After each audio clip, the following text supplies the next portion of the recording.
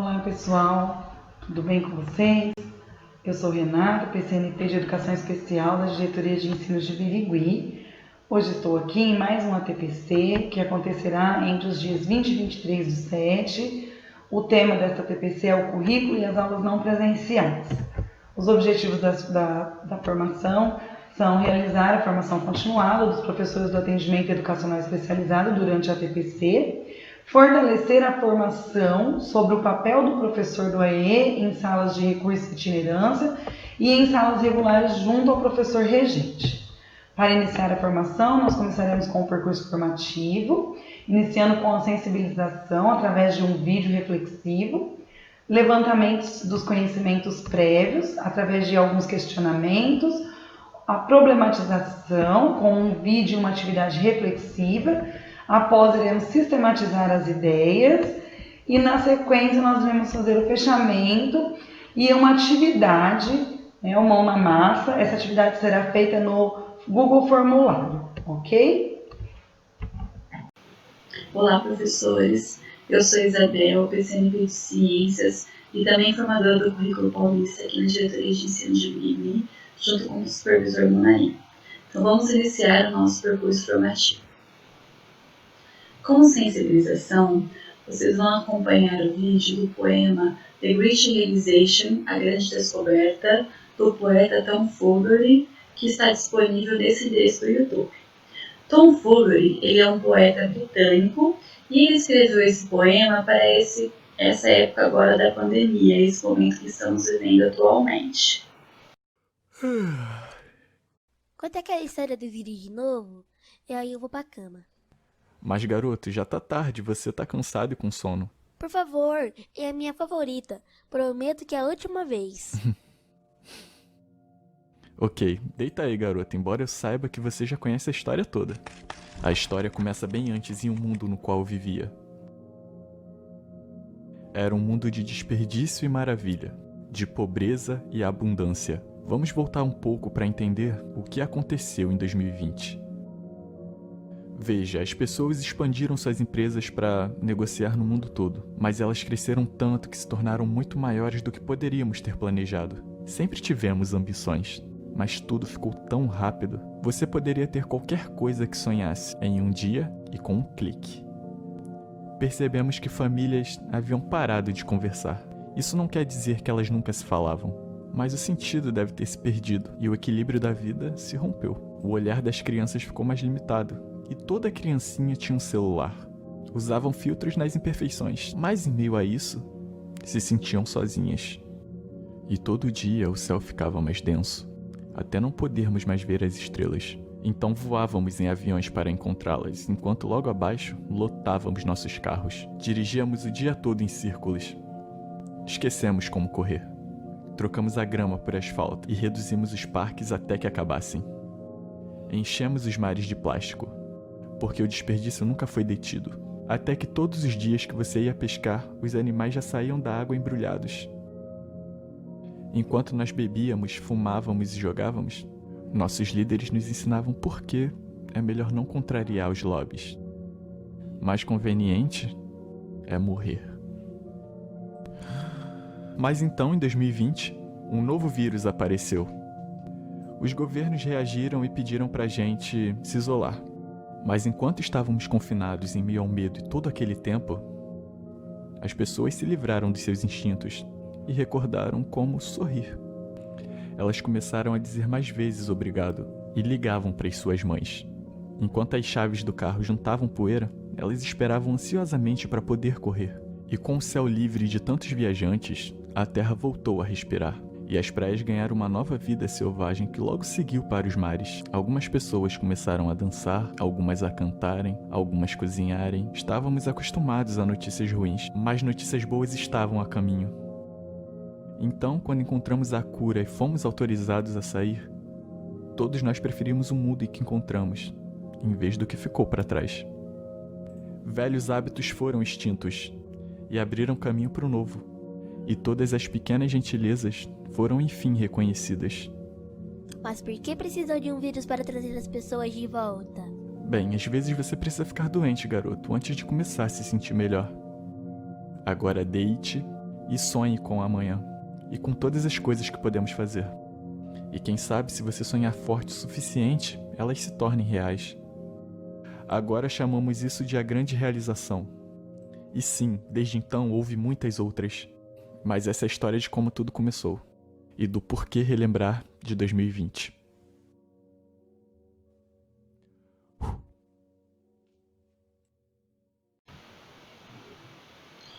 E após a exibição desse vídeo, qual é a mensagem que o autor do poema quis retratar? Então, esse autor, ele mostra, algumas situações que vivenciamos antes da pandemia, algumas situações que estamos vivendo agora, durante o distanciamento social, e como poderia ser depois esse período da pandemia. Então, ele fala de um mundo melhor pós-coronavírus, em que as pessoas se lembraram de como sorrir. Elas começaram a bater palmas para dizer obrigado. Então, ele retrata que várias situações que as pessoas estavam não dando mais importância e que agora, durante o isolamento, elas anseiam para que tudo termine e então as coisas possam voltar à sua normalidade. E pensando nisso, nós temos alguns questionamentos agora para vocês durante esse período de distanciamento social em que as aulas acontecem de uma forma não presencial. Então, como você está se sentindo durante a pandemia com esse distanciamento social? E como está o contato com seus alunos? Está conseguindo interagir? E o desenvolvimento das habilidades? Que estratégia está usando? Você e seus alunos acompanham as aulas do Centro de Mídias? O que você está tendo como base para preparar os roteiros de atividades? Quais documentos ou materiais está utilizando para nortear o trabalho? Então, para pensarmos um pouquinho nesses questionamentos, e discutirmos depois, nós vamos então exibirmos o vídeo A Educação e o Professor nos Tempos da Pandemia, que está disponível nesse endereço do YouTube. Esse vídeo, na realidade, ele é um recorte de um texto escrito por Otávio da Mata. Esse texto, na íntegra, ele está disponível também no YouTube, para quem tiver interesse, e ele vai, então, falar sobre os professores agora durante as aulas não presenciais. Então, vamos assistir o vídeo. Na biologia, a gente aprende uma coisa muito importante sobre a natureza. A única constante é a mudança, e isso é uma certeza. Tudo bem, pode não acontecer tão de repente, mas os ambientes estão em transformação permanentemente. E não é a espécie mais forte que sobrevive. A competição sempre é ruim para os dois lados. Às vezes, quem se adapta é quem colabora e acolhe os desamparados. Empatia, isso nos permite evoluir. Hoje, a sala de aula mudou e virou nossa casa. Mas tem uma coisa que não se altera, seja em cima do tablado ou longe conectado. É o poder de adaptação. Ajustamos o nosso dia e a cor da pedagogia, tal qual um camaleão. As presas se adaptam para fugir dos predadores. E os predadores se adaptam para capturar as presas. Está todo mundo se adaptando a todo momento. E o mundo é uma grande corrida. Todo mundo está correndo. Não para seguir em frente, mas para conseguir se manter no mesmo lugar. Uma caatinga ou cerrado, quando pega fogo, rapidamente consegue se recuperar e florescer novamente. Isso é resiliência ambiental. Agora é hora de ajuda, do jeito que pode ser, para chegar a todo aluno que se sente tão sem rumo e acha que não vai vencer. Se para salvar nossas vidas houver essa interrupção, o presencial espera, volta e recupera toda e qualquer lição. Isso é resiliência social.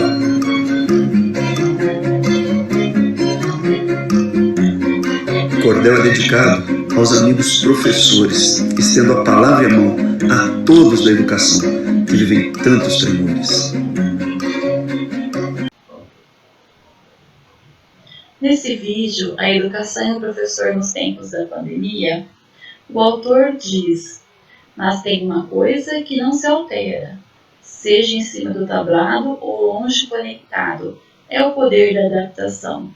ajustamos o nosso dia e a cor da pedagogia, tal qual um camaleão. Então, como transpor esse poder de adaptação ao período das aulas não presenciais? Nessa outra estrofe, o autor diz: agora é hora de ajuda, do jeito que pode ser, para chegar a todo aluno que se sente tão sem rumo e acha que não vai vencer. Então, como garantir o desenvolvimento das habilidades do currículo do ensino fundamental e do ensino médio?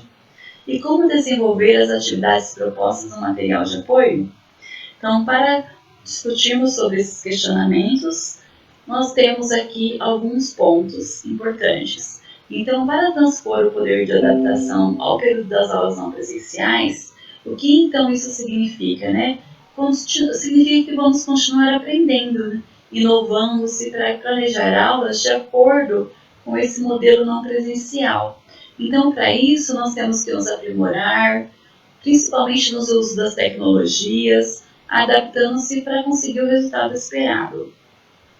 E para garantir o desenvolvimento das habilidades presentes no currículo, tanto no ensino fundamental como no ensino médio, então, para nortear esse trabalho, nós utilizamos, então, as habilidades que constam no currículo paulista para o ensino fundamental e as habilidades que constam no currículo vigente do ensino médio. E, para isso, para apoiar esse trabalho, esse desenvolvimento das habilidades, nós também temos as habilidades essenciais que foi disponibilizada pela SEDUC, né, para o primeiro bimestre, para o segundo bimestre, e agora também será disponibilizada para o terceiro bimestre. E para desenvolver essas atividades que estão propostas no material de apoio, então, como desenvolver essas atividades, né, que foram propostas no momento que nós tínhamos o material impresso, aliás, nós temos, né, os alunos têm esse material, todas as escolas realizaram as entregas, mas nós trabalhávamos com ele na sala de aula. Então, como utilizar esse material agora de uma forma online? Será que todas aquelas atividades dá para serem realizadas pelos alunos em casa? Então, o que nós temos que fazer? Planejar aulas adaptando essas atividades propostas a essa tecnologia, né, de tal maneira que elas sejam possíveis de serem realizadas. E tudo isso que nós estamos abordando serve para quê? Para que ocorra a aprendizagem do aluno, que é o objetivo principal, né, do professor, da escola, de toda a educação. E agora, então, nós vamos sistematizar com a abordagem do currículo paulista. Então, pensando na linha do tempo do currículo, né, desde a Constituição Federal até os dias atuais, então, o que nós podemos abordar? Depois, em 2008, o Estado de São Paulo, ele homologou o currículo oficial, né, tanto para o ensino fundamental como para o ensino médio, né, ele serviu para nortear todo o trabalho da rede e para nortear esse trabalho também, ele disponibilizou os materiais de apoio. Então, esse currículo do ensino fundamental, ele já foi alterado, então agora tendo como a Base Nacional Comum Curricular, né, nós temos homologado o currículo paulista. E esse currículo do ensino médio, lá de 2008, ele continua vigente até os dias atuais. De 2015 a 2017, então, nós tivemos a construção da Base Nacional Comum Curricular. Em 2018 e 2019, nós tivemos a construção dos currículos estaduais a partir da BNCC. Então, nós tivemos a homologação do currículo paulista, da educação infantil e do ensino fundamental, tanto dos anos iniciais como dos anos finais, né, até o 9º ano. Tivemos a formação em projeto de vida, eletivas e a tecnologia, que são os componentes do Inova, e as escutas da rede sobre o currículo paulista do ensino médio, agora em 2019. Então, o currículo paulista do ensino médio está em construção. E agora, em 2020, nós temos a implementação do currículo paulista da educação infantil e do ensino fundamental também. Então, o início dos novos componentes do Inova e a consulta pública e seminário sobre o currículo do ensino médio, que já tiveram início este ano. E de 2021 a 2023, nós teremos a implementação progressiva do Currículo Paulista do Ensino Médio.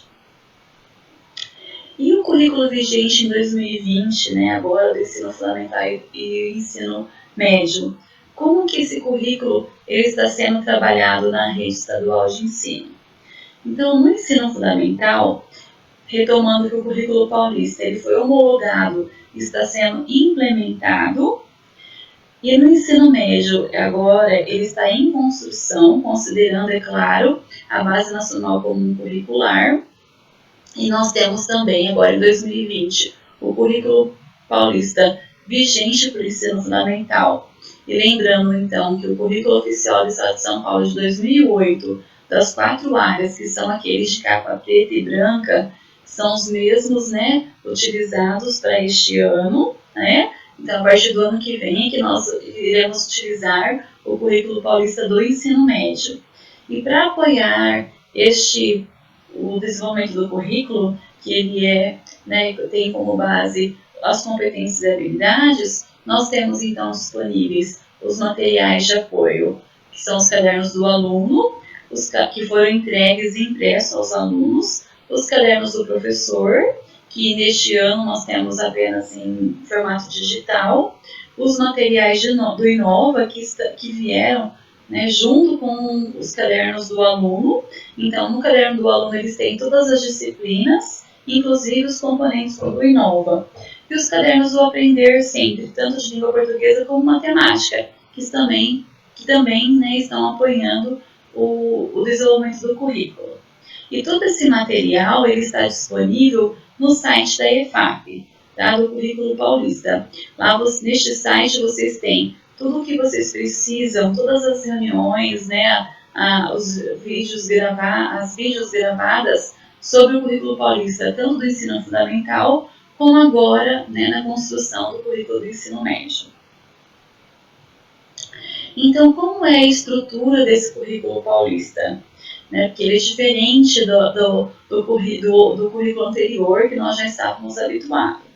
Então, nós temos a introdução, depois a introdução no histórico geral e os fundamentos pedagógicos. Esses fundamentos pedagógicos, então, desses fundamentos, nós temos uma subdivisão para a etapa da educação infantil e para a etapa do ensino fundamental. Na etapa da educação infantil, nós temos o texto da etapa e sempre o organizador. Já na etapa do ensino fundamental, nós temos o texto da etapa, o texto de cada área, os componentes por área, o texto de cada componente e o organizador por componente. Então, o Currículo Paulista está disponível em PDF, né? Vocês podem consultar, ele está disponível na internet e ele está dividido, então a estrutura dele está dessa forma. Então, nessa estrutura do Currículo Paulista, nós temos os fundamentos pedagógicos. Então, são 6 fundamentos pedagógicos. Então, o primeiro é o compromisso com a educação integral. Então, a educação integral, ela tem um desenvolvimento em todas as dimensões do indivíduo, que é a dimensão intelectual, a dimensão física, a dimensão socioemocional e a dimensão cultural também. Então, quando nós falamos na educação integral, nós pensamos no indivíduo como um todo, em todas as suas dimensões. E no currículo nós temos elencado as competências e habilidades que são essenciais. Então, as competências nós relacionamos ao ser e as habilidades nós relacionamos ao saber fazer.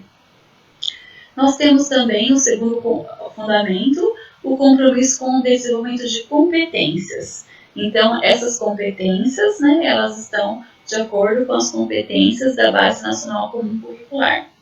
Temos também o compromisso com a alfabetização, o letramento, os multiletramentos em todas as áreas do conhecimento. Então, no currículo anterior, nós focávamos principalmente a competência leitora e escritora. Agora, nós também continuamos com a competência leitora e escritora. E junto com ela, nós temos os multiletramentos e a alfabetização também em todas as disciplinas, em todas as áreas. Então, a gente não fala só de língua portuguesa. Então, quando a gente trabalha esse fundamento, nós trabalhamos ele em todas as disciplinas.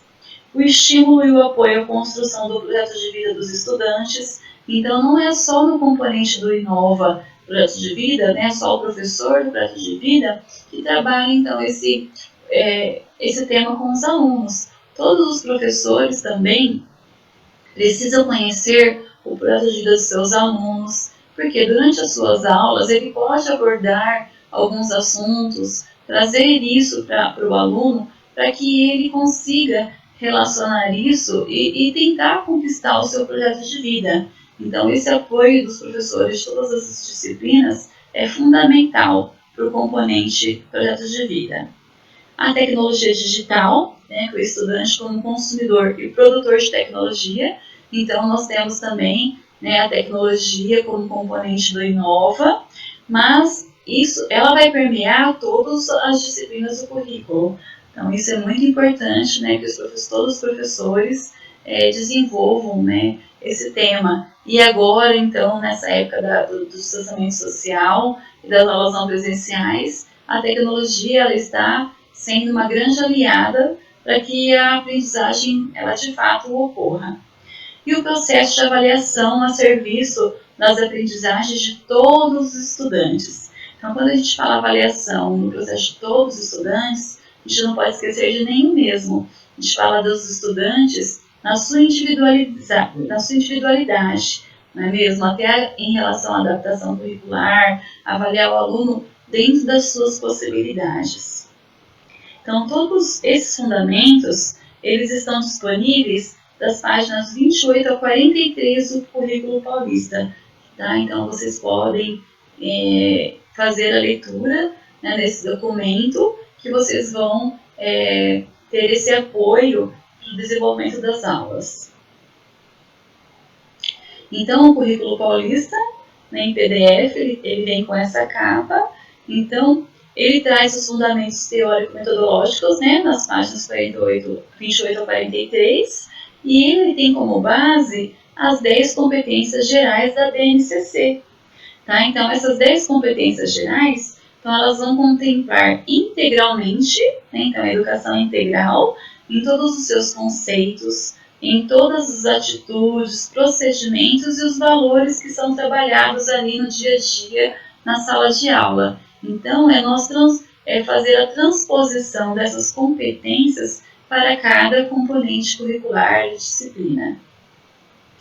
Então, no Currículo Paulista, nós temos uma engrenagem em funcionamento. Então, nós temos a formação integral do indivíduo, as competências socioemocionais e cognitivas, que no currículo anterior elas também existiam, mas a nossa maior ênfase eram as competências, né, cognitivas, e agora nós temos as competências socioemocionais também muito evidentes no currículo. E também define as aprendizagens que são essenciais, né, a todos os estudantes. Então, nós temos o compromisso com a alfabetização, né, lembrando disso, com o letramento e o multiletramento em todas as áreas, e não pensando apenas, né, lá na educação, né, dos anos, no ensino fundamental, dos anos iniciais ou em língua portuguesa. Então, é importante que todos os professores, eles, né, trabalhem essa interdisciplinaridade, procurem ajuda com os professores das outras áreas para trabalhar esse letramento e multiletramento dentro da sua área. Bom, pessoal, então nós vamos falar sobre o atendimento educacional especializado, o AEE, e a sala comum. Ou seja, sobre o trabalho colaborativo entre o professor do AEE e o professor da sala comum para a inclusão. A educação especial ela é uma modalidade de ensino que perpassa todos os níveis, etapas e modalidades. Ela realiza o atendimento educacional especializado, disponibiliza os serviços e recursos próprios desse atendimento e orienta os alunos e seus professores quanto à sua utilização nas turmas comuns do ensino regular. Então, o professor do atendimento educacional especializado, ele não deve orientar só o aluno, ele tem que orientar o aluno e os professores de sala comum. As atividades desenvolvidas no atendimento educacional especializado, elas são diferentes das atividades realizadas em sala comum, não sendo substitutivas à escolarização. O atendimento, ele complementa, ou seja, ou suplementa a formação dos alunos com vistas à autonomia e independência na escola e fora dela. A função do AEE, segundo a Política Nacional de Educação Especial na perspectiva da Educação Inclusiva 2008, define que a função do AEE é identificar, elaborar e organizar recursos pedagógicos e de acessibilidade para a eliminação de barreiras em prol da plena participação e desenvolvimento do estudante que necessita do atendimento educacional especializado, considerando sempre as necessidades específicas de cada aluno. O trabalho cooperativo é a condição fundamental para que o AEE cumpra a sua função. Do contrário, ele perde o sentido. O AEE e o currículo. O atendimento educacional especializado disponibiliza programas de enriquecimento curricular, o ensino de linguagens e códigos específicos de comunicação e sinalização, ajudas técnicas e tecnologia assistiva, dentre outros. Ao longo de todo o processo da escolarização, o atendimento educacional especializado deve estar articulado com a proposta pedagógica do ensino comum. O que isso quer dizer? Professores do atendimento educacional especializado, nós devemos olhar para o currículo. As atividades que são trabalhadas dentro da sala de recurso e itinerância são diferentes das trabalhadas em sala de aula, porém elas têm que estar contextualizadas com o currículo, contextualizadas com o que o aluno está estudando na sala regular. Por quê? Para que isso venha contribuir com o desenvolvimento dele nas atividades propostas pelo professor regente de sala comum. Então, quando o professor do atendimento educacional especializado tem um olhar para o currículo, ele toma conhecimento dos conteúdos, das competências, habilidades que estão sendo desenvolvidas com esse aluno em sala, que estão sendo propostas nas adaptações curriculares que o professor de sala comum elaborou para esse aluno. E aí ele trabalha atividades que estão no mesmo conceito, que estão no mesmo tema, atividades que vão ajudar esse aluno a evoluir melhor nos conteúdos que estão sendo propostos na sala regular. Isso ajuda, é esse o casamento, é esse o diálogo que o professor de sala comum e de sala do AEE tem que ter. É esse o trabalho colaborativo. Se não existir esse trabalho colaborativo, como eu já disse, o atendimento educacional especializado perde o sentido. Ok, professores? Então, a gente precisa começar, né? Muitos talvez já façam isso, e assim, agora nós vamos ver na legislação que realmente nós precisamos ter esse olhar, precisamos organizar melhor o trabalho, precisamos colocar em prática atividades que estejam contextualizadas com o currículo vigente, com aquilo que o aluno está estudando na sala de aula regular. Nós vamos falar agora das competências do professor especializado. Quais são as funções do professor especializado segundo a resolução SE 68 de 2017? Primeiro, o professor ele deve participar da elaboração da proposta pedagógica da escola. É de fundamental importância que ele participe da elaboração da proposta para que ele esteja colocando quais são as especificidades dos alunos que estão matriculados no AEE. Como que será trabalhado o currículo com esse aluno? Quais são as potencialidades, as dificuldades desse aluno? O que ele consegue desenvolver? O que ele ainda não consegue? Em que fase de hipótese de escrita ele se encontra? Se ele está alfabetizado, se ele não está? Realizar a avaliação pedagógica inicial dos alunos público-alvo da educação especial, dimensionando a natureza e o tipo de atendimento indicado para esse aluno, além do tempo necessário e a sua viabilização. Orientar e acompanhar a aprendizagem dos alunos das classes aulas regulares. Então, o professor ele deve orientar e acompanhar, sim, a aprendizagem do aluno na classe comum, na classe regular. Elaborar um relatório descritivo da avaliação pedagógica. Então, ele vai ter que fazer, além da avaliação com a família, entrevista, né, que é o pai, ele também tem que elaborar um relatório descritivo, ou seja, fazer uma avaliação pedagógica desse aluno. É de extrema importância, é fundamental que o professor do atendimento educacional especializado, no início do ano, faça uma avaliação pedagógica com esse aluno, uma sondagem. Elaborar ou desenvolver o PAI, como eu já disse, o plano de atendimento individualizado, né, desses alunos, em parceria com a família e com os demais professores. Participar dos conselhos de classe é de fundamental importância para que ele até esteja opinando nas notas desse aluno. Oferecer apoio técnico-pedagógico ao professor de classe do ensino regular, indicando quais são os recursos pedagógicos e de acessibilidade e também estratégias metodológicas que esse professor pode utilizar para trabalhar, para desenvolver as adaptações curriculares. Manter atualizados os registros de todos os atendimentos efetuados, né, fazer um portfólio dos atendimentos, conforme as instruções estabelecidas para cada área destinada ao público-alvo de educação especial. Então, tem as instruções, inclusive eu coloquei no site da diretoria, as instruções de deficiente visual, deficiente auditivo, intelectual e o TEA. Tem todos lá. Então, conforme essas instruções, o professor precisa manter esses registros atualizados. Orientar os pais ou responsáveis pelos alunos, bem como a comunidade, quanto aos procedimentos educacionais e encaminhamentos sociais, culturais, laborais e de saúde.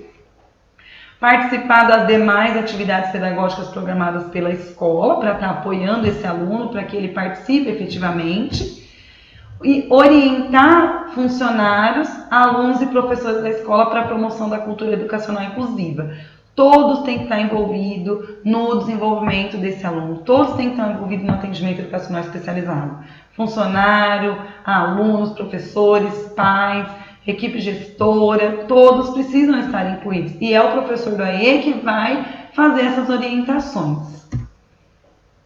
O comunicado CEGEB de 26/2/2018, ele fala da atuação do professor especializado quando em atendimento educacional ao aluno da educação especial, articuladamente com o professor de classe regular. Então, ao professor especializado, quando em classe regular, para fins de atendimento ao disposto nos incisos 3 e 7 do artigo que nós acabamos de ver, SE 68 de 2017, cabe esclarecer ao professor da classe comum com relação às diretrizes que norteiam a implementação da política de educação inclusiva, com vistas à implementação de uma cultura classe de inclusão. Observar o aluno nas atividades da classe regular, apoiando-o em suas necessidades na consecução das atividades individuais e ou propostas pelo grupo classe regular. Auxiliar o professor da classe regular na seleção, na organização e na aplicação das atividades sugeridas ao aluno. Então, é muito importante a gente frisar, o professor do AE, ele precisa auxiliar o professor da sala regular, não é fazer a adaptação para o professor, não. Quem faz a adaptação curricular é o professor da sala regular, porque é ele que conhece o currículo dele, é ele que tem conhecimento de todos os conteúdos, da disciplina que ele leciona. Então, ele é o sujeito mais apropriado para desenvolver a adaptação.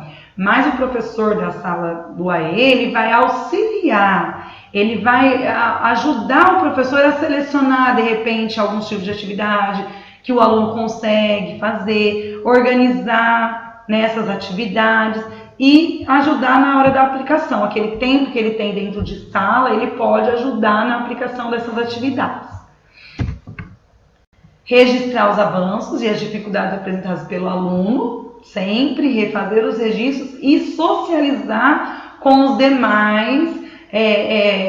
demais professores do corpo docente, da sala regular. Então, ele realiza os registros e socializa com os professores. Proceder às adaptações e ou ajustes necessários frente às demandas específicas apresentadas pelos alunos, buscando, na medida do possível, ofertar-lhes apoio técnico, didático e pedagógico, consonantes com as necessidades diagnosticadas, de forma a assegurar-lhes participação ativa e autônoma, incentivando-os na comunicação e mobilidade social. Vale destacar que as características de que reveste a atuação do professor especializado nesse atendimento, as especificidades demandadas pelo aluno da educação especial, preservam na íntegra a autonomia pedagógica do professor regente da classe regular. Então, a autonomia para desenvolver as adaptações, as atividades adaptadas necessárias para o aluno, é do professor da sala regular. né? Como eu disse, o professor do AE não vai fazer adaptação para o professor, ele vai apenas orientar, auxiliar com ideias, com sugestões de atividades, de metodologias, de tipo de materiais que pode ser utilizado com determinado aluno. E aqui segue um relato, tá, de como professores e professoras de uma determinada escola conseguiram flexibilizar atividades para um estudante que eles receberam com autismo, com o apoio do professor do AEE. Então eu não vou ler todo esse relato, mas eu digo que é de extrema importância que vocês estejam lendo, até mesmo para servir como exemplo no trabalho de vocês, no dia a dia. Às vezes a gente recebe um aluno, por exemplo, de repente esse ano você não tem um aluno de educação especial na sua turma, e o ano que vem você recebe um aluno. Aí você fica, meu Deus, o que eu faço agora? Então esse relato vai ajudar muito você a refletir e a pensar nos passos que você vai seguir para lidar com esse aluno, para conseguir trabalhar com esse aluno, ok? Então esse relato fala de um aluno chamado Breno, de 15 anos, que tem transtorno do espectro autista e que chegou nessa escola numa turma do 8º ano. Eles nunca tinham tido nenhum aluno desse tipo na escola, com essas características. Então aí fala da prática, como que eles fizeram, para conhecer o aluno, como que eles trabalharam nas primeiras semanas com esse aluno, como que depois, quais foram as percepções em sala de aula sobre esse aluno, e as flexibilizações, com algumas flexibilizações que eles conseguiram fazer para que esse aluno se desenvolvesse. Então aqui seguem alguns exemplos de matemática, de ciências, língua portuguesa, inglês e história, ok? E depois como que eles avaliaram, né? Como foi a avaliação e as perspectivas para esse aluno. E aqui cabe dizer que há muito ainda a ser feito se nós não quisermos ficar omissos e negligentes à história de segregação e exclusão. Há um sujeito que aprende, há um sujeito que interroga a nossa prática. E o Breno, nesse caso, ele mostrou que muita coisa é possível quando os professores não consideram a deficiência, mas sim o sujeito. Como eu já falei em outros vídeos para vocês e volto a repetir. Professor, não foque na deficiência do seu aluno, foque nas potencialidades do seu aluno. Nós devemos focar na potencialidade e baixar a ansiedade. Não tenha muita perspectiva, não coloque muito acima os objetivos. Comece sempre do mínimo para que você veja o desenvolvimento e a evolução do seu aluno. E com isso vai gerar em você algo positivo, um sentimento positivo. Poxa, eu consegui, o meu aluno está evoluindo. Olha, quando ele chegou ele não sabia isso, agora ele já sabe. Ok? Bom, aqui tem algumas sugestões do site do Núcleo Pedagógico da Diretoria de Ensino de Birigui, o canal do YouTube da diretoria. Então vocês podem acessar, lá tem vários materiais. Vocês estão vendo aqui a abinha da educação especial, né, a abinha da educação especial, vocês estão podendo ver, e de todas as outras disciplinas, aqui no mais, se vocês clicarem no mais aí do lado direito, vocês vão ver que tem materiais para professores.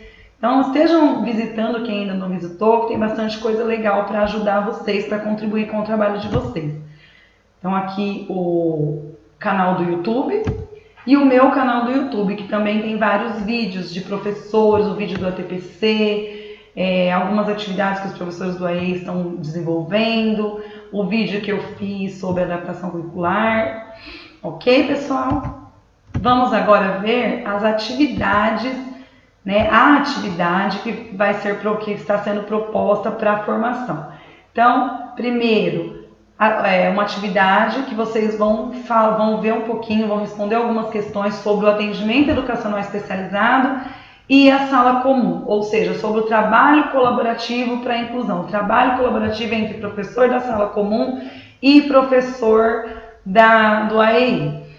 Depois, divulgando a prática pedagógica referente ao período das aulas não presenciais e a avaliação. Ok? Então, um excelente trabalho para vocês, bons estudos, espero que contribua, que esclareça algumas dúvidas, que fique claro. Qualquer dúvida que vocês tiverem, podem estar me procurando, eu estou sempre à disposição. Muito obrigada e até logo!